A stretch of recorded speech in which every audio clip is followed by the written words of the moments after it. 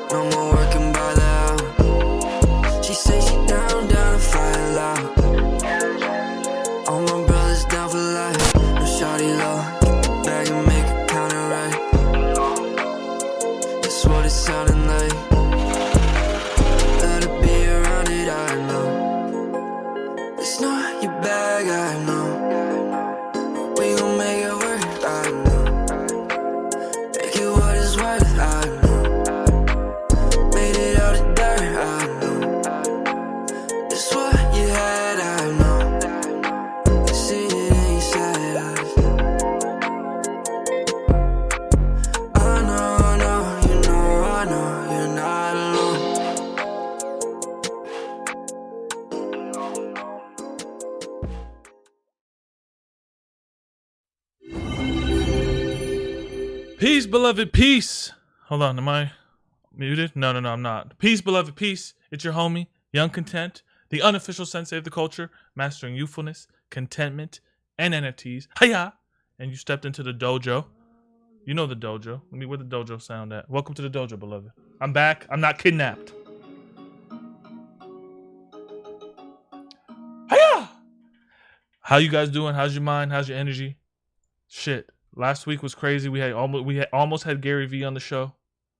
You guys remember that? That was fucking iconic. Let's get some tunes in this shit. Oh, there it goes. That's my favorite tune by Midnight Drift.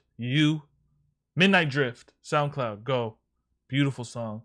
But yeah, I got some battle scars. I got bloody knees. I went through the forest. I came out alive.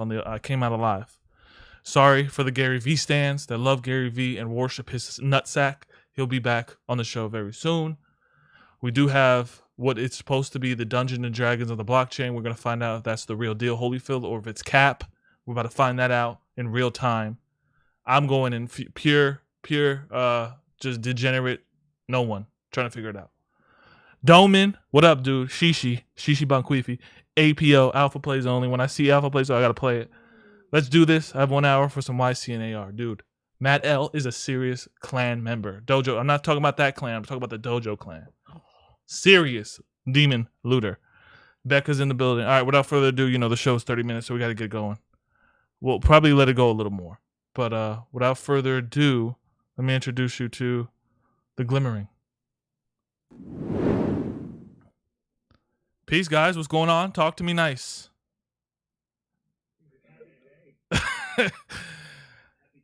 Happy Tuesday. All right. You guys aren't drunk, so that's cool. It means you're focusing on your game. Or are you drunk right now? No, that comes later. You can't, wine and dine yourself and draw and write. Is that not kosher?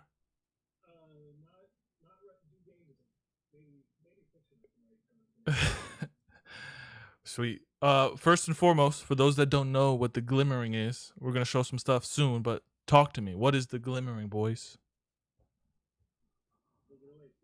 Take it away. Oh wait, shit. It's definitely not shit. It's definitely not shit. You guys are muted. Hold on, I got you. It's gonna be fixed right now.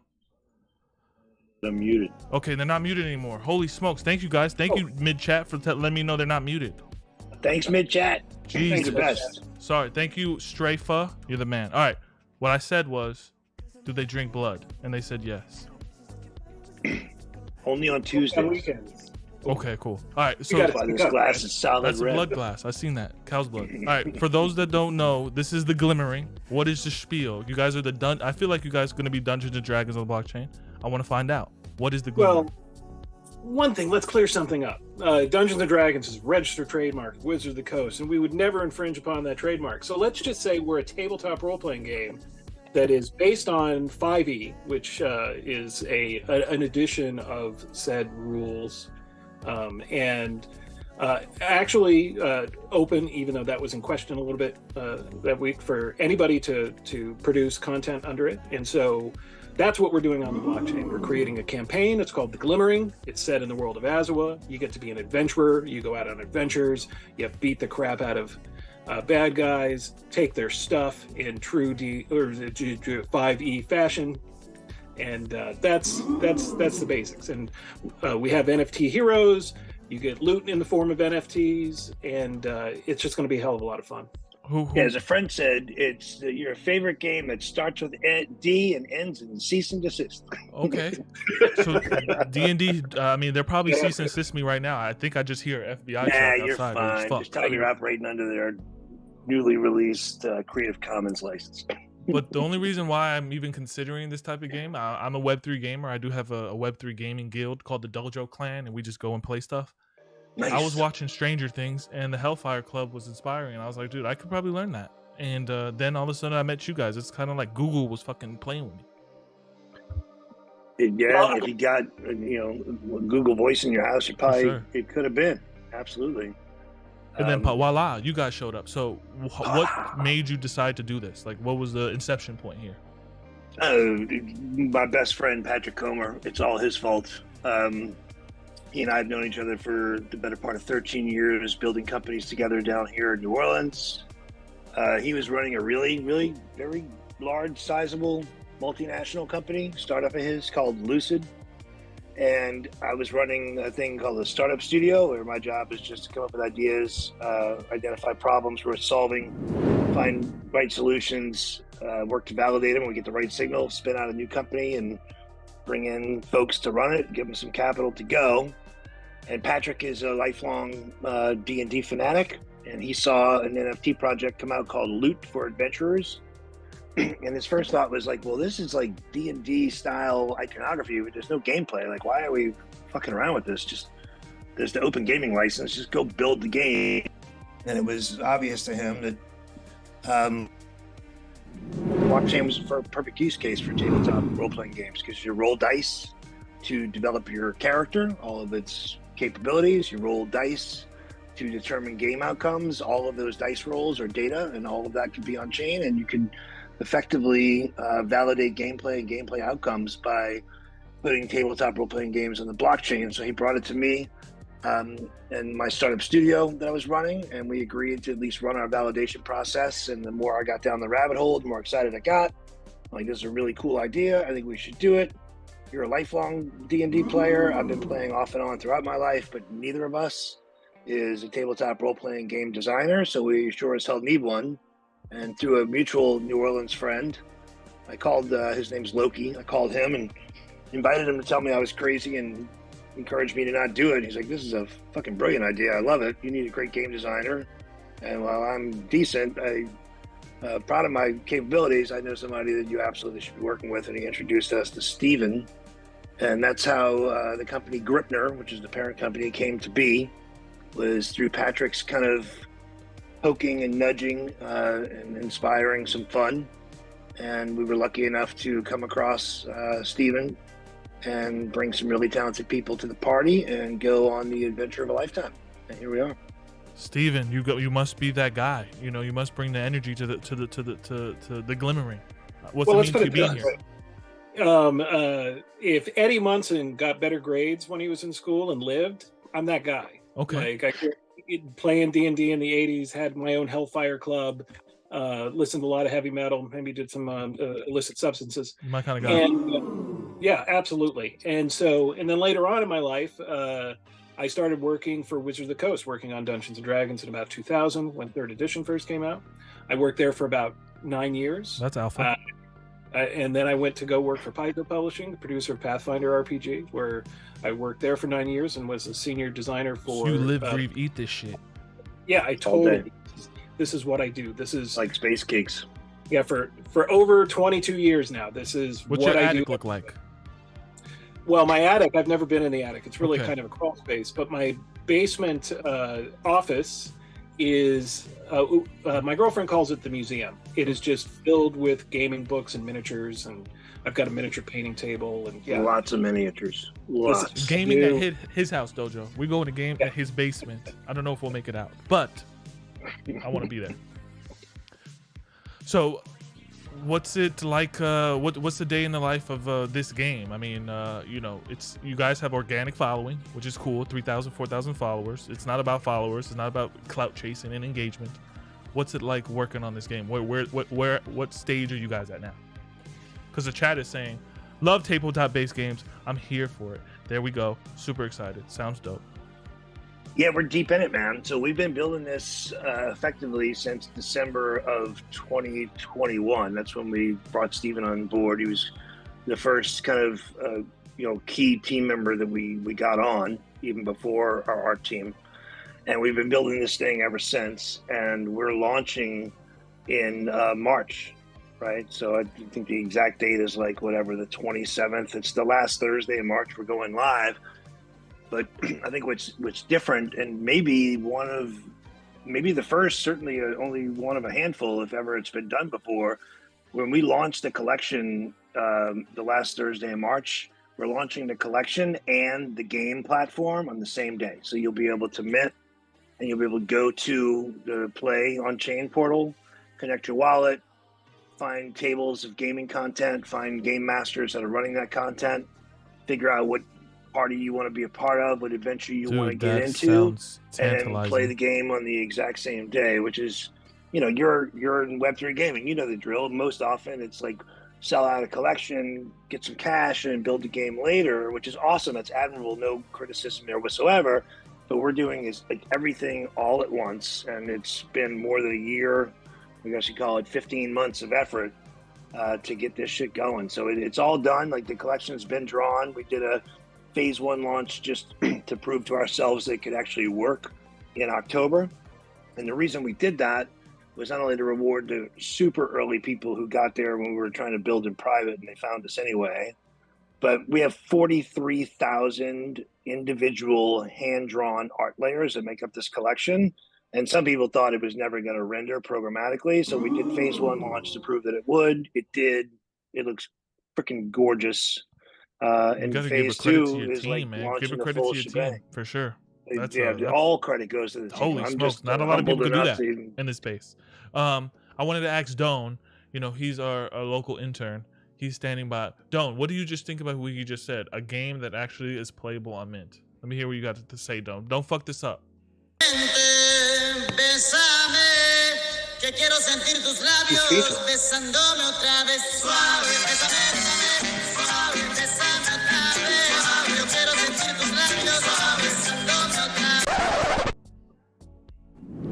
Holy smokes, Doan.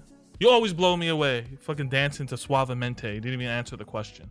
Back on track. So I can play this. So I play Web3 games. We're playing this like MMORPG. It's like 10 members and stuff. I think it's the best thing in the world. But sometimes we want to come around the table, so to speak, and play something new.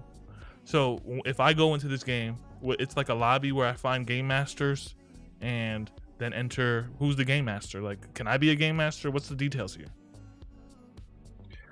Yeah, absolutely. We've got a group of game masters already. We need to swell those ranks, of course. And so basically, if you want to find anything about the Glimmering and even play before Play on Chain happens, you come to our Discord server. We run games every week. Tower of Power, which is like a 1 hour play experience where you can meet some of our GMs, see what it's all about. We're going to be at GaryCon at the end of March, actually running games in person and getting other folks on board. But yeah, when the hall is up, you'll just come in there, find a table, set it to play. We have options. You can play on Discord. You can play on Zoom. You can find a virtual tabletop if you want to. Basically, however you want to play your tabletop role playing. If you've got a local group who wants to get together, you guys can get together at the local game store or bar. We don't care, as long as you're getting together and having a good time. Dojo Clan, Matt, I know you're a firefighter. You need to take off firefighting. Play this game with me. Becca, Hit. We got to play together. I just really am a noob with this stuff. I'm a weird dude. I got a creative mind. But do I have to be? I've seen the shows. I've seen the game. You got to make up a whole lore. Like it's new to me, you know? Yeah, but you can always do that on the fly. I've taught many people, and especially since we started this, who've never played before. Do you have the ability to have an imagination? That's the first question. Yeah. Oh, you do certainly, sir. Right. No Can you roll a 20-sided die and add a number? Yeah. No problem. You're halfway there. And can you have fun with a whole bunch of other great creative people? Yeah, the game comes in books, but you don't have to read the entire book. You can have somebody walk you through. You need to know what your character does, but we've got pre-gen characters that can bring you on board pretty quickly. And if all else fails, whatever you come across, just beat it with your sword until it's dead. Yeah, definitely gonna destroy the table or whatever the whatever. I'm just gonna destroy something for content for you guys, because if I lose, it's over. Brent, I was gonna ask real quick, have you talked to people that play these type of games, have marketed to them and stuff? What's the marketing strat here, you know? I mean, the beauty of it is we talk to them every day, because we've got thousands of them in the server, that many of which have been lifelong gamers, or certainly players for a period of time and love the project and are in it. We've also got folks that came across the project and got in and have never played before, but like we're building enough to like, holy shit, I've actually seen these games before. I love what y'all are building. I want to be in the collection. Can I play? Right. So we're talking to them every single day. And for us, the marketing has been kind of they say when people zig, you zag. Our entire effort is building this thing. Exactly. I zag, you zig. Get rolling papers with orange are good, right? Zigzag all day long.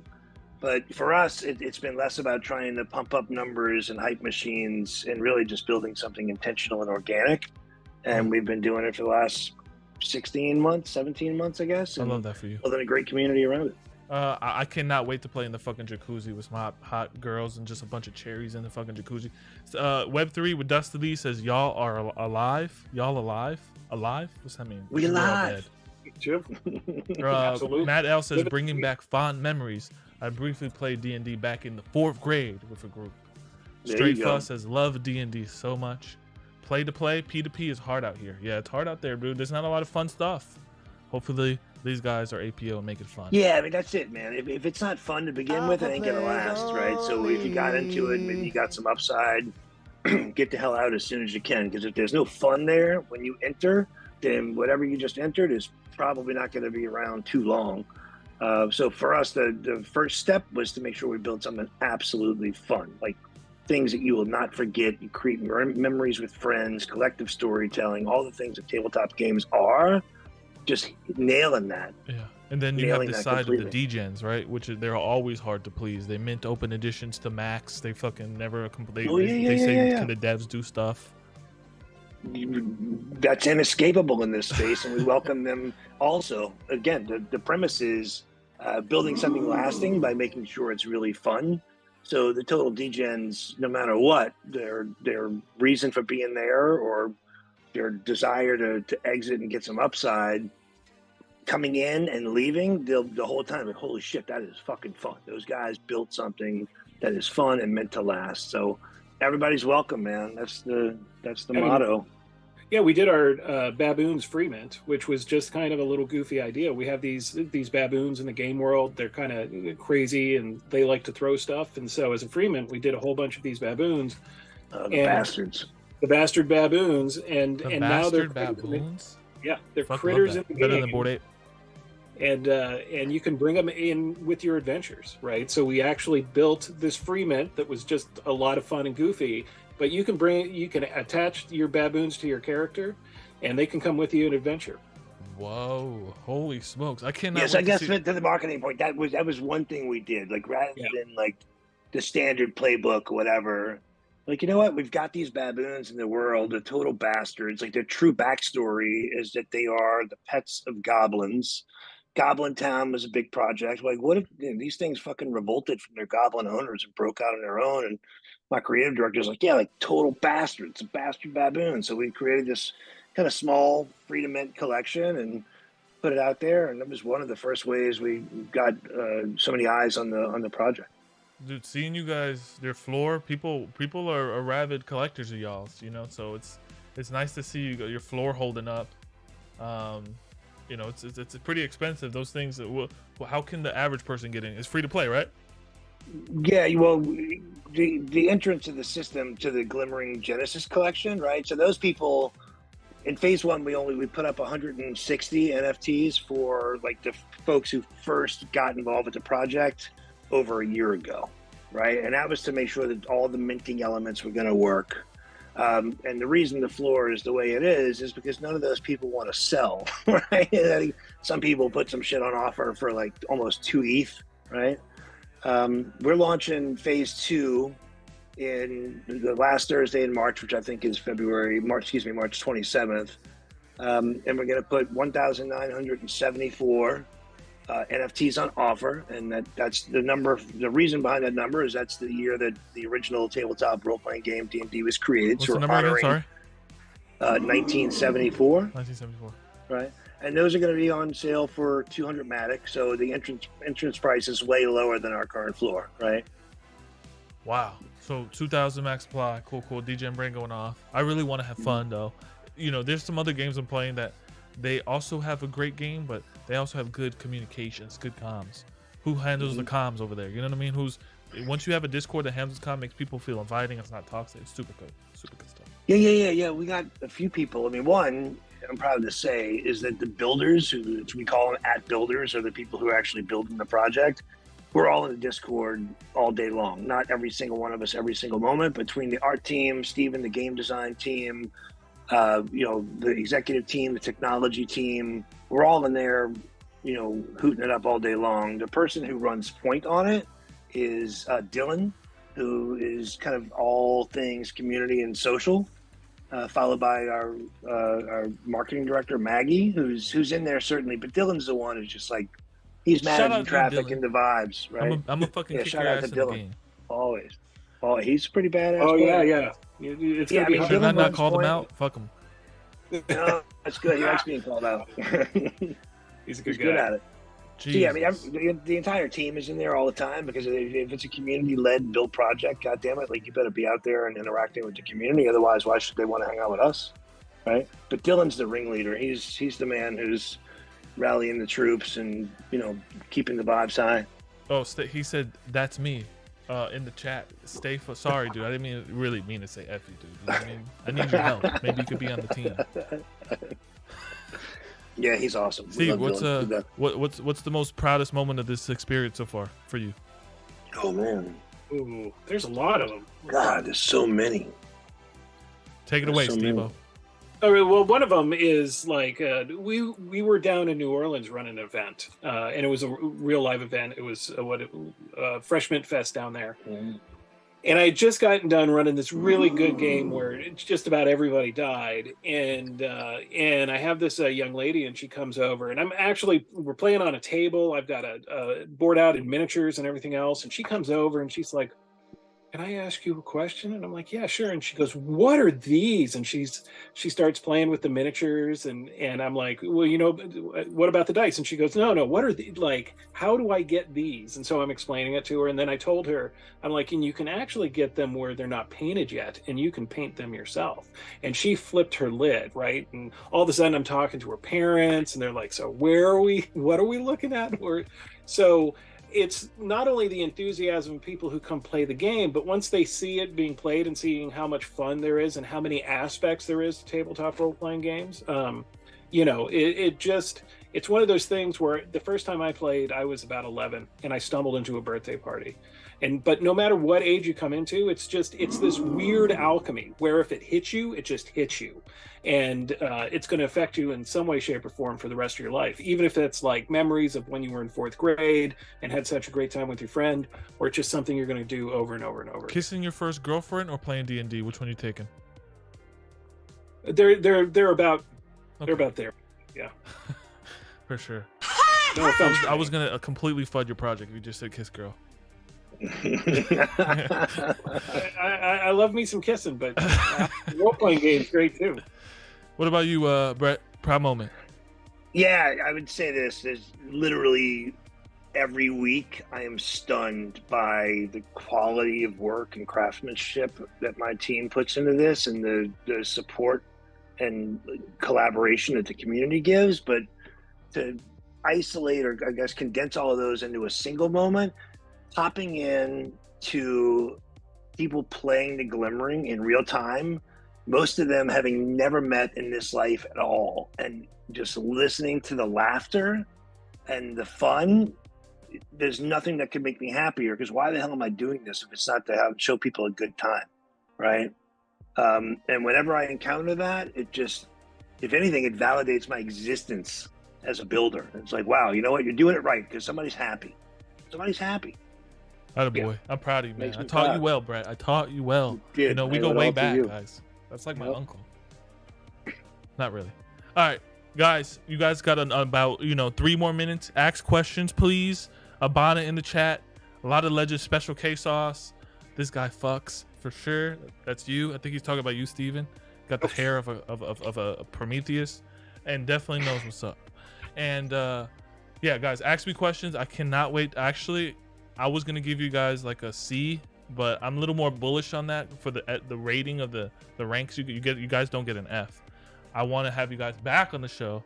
I'll do some gaming or something, because I want to see this in live. I want. Yeah, let's actually play Tower Power up in here. Bring up a couple of guests. A Special K. I don't know who that person is, but just by the name alone, Special K's got to play. Special Bring K. him up. It's got to play for sure. Bring 'em Opinions on someone said opinions on open editions. Guys, we're talking about this, man. But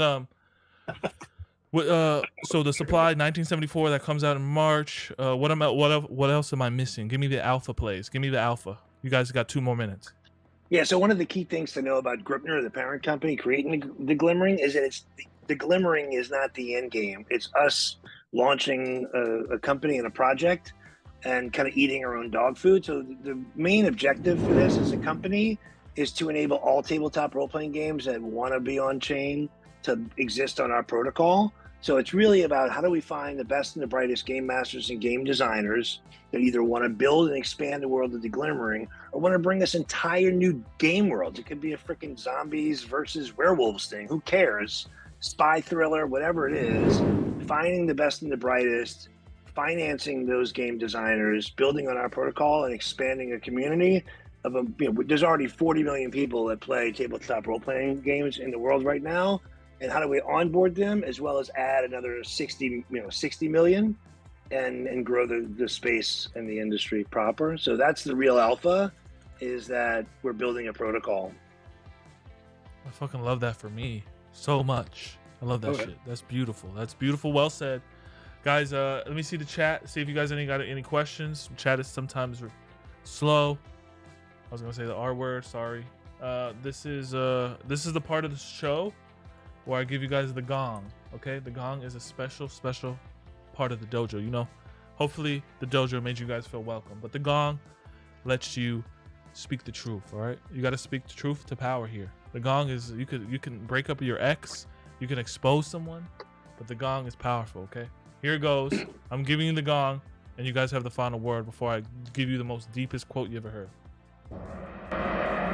Hold on, let's play it again. There it goes. Boom. Gong.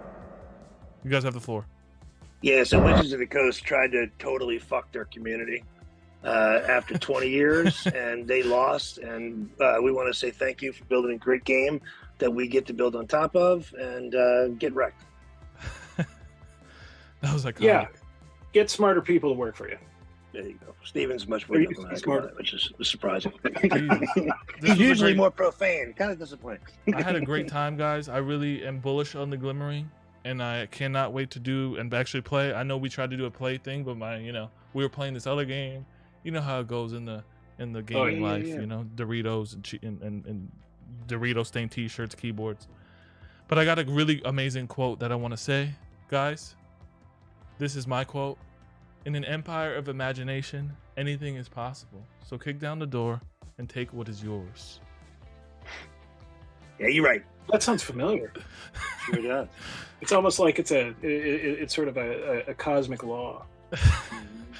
Yeah, it's just destiny. I say this. I mean, the Glimmering has got me, guys, for sure. It's got me. That's a Glimmering quote. If you didn't know, it's a joke. Jesus Christ. Can't wait to see more of these guys and maybe get to play.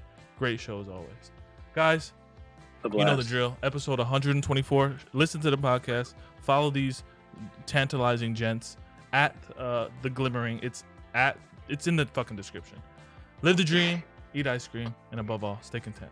Peace, everyone. Yeah, you're right. Yeah.